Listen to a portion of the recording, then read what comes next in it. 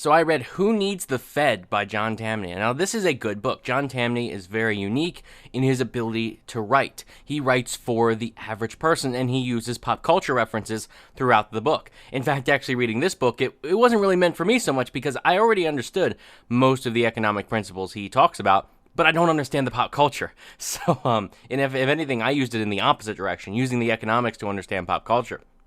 But he is someone that, if you're the average person and you don't really understand economics, but you might be interested, and you also understand a lot of pop culture references, Taylor Swift, Rolling Stones, sports, this is a book for you. This is a book where he makes those comparisons. He explains the economics in practice using pop culture.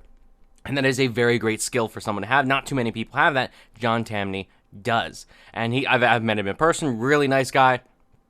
He's very.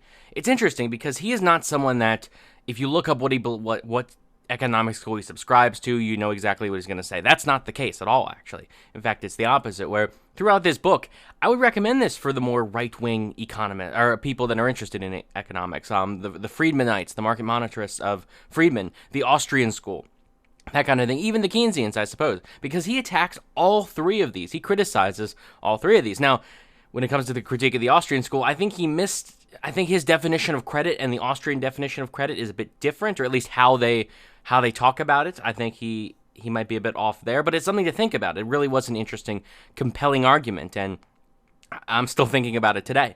So I would read that if you're really looking to get an opposing view. An opposing view, John Tamny's the way to go when it comes to challenging your own economic beliefs.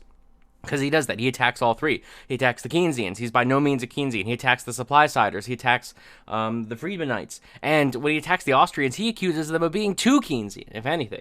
So it's this is a very interesting book in that it provides you not necessarily devil's advocate, but provides you with a opposing view from someone who is, I would argue, arguing in good faith, someone that really understands the positions, even though I think on the Austrian view, he is wrong. But he is a good dude. He's a really good dude, and this is a really good book that I highly recommend as a beginner position. And again, at the same time, it's also, the later chapters are more complex in their economic theory. So at the same time, if you're someone that's interested in economics, this will challenge your views. And I'm still working through his arguments today. I'm going to definitely look into this more in depth and see what his opponents said, and then say what he said in response to his opponents, and so on. I'm going to follow that debate because he makes very interesting arguments. But let me know what you think in the comments section. I do recommend this book. I think it's good. Again, it's another economics book. He also wrote The End of Work, another book I've reviewed on this channel, which he argues that automation will create more jobs, not less. And it's not going, like, robots were not going to take our jobs. That's his argument, and I thought it was very compelling. But again, let me know what you think in the comments section. Like the video if you enjoyed, subscribe for more, and thanks for watching.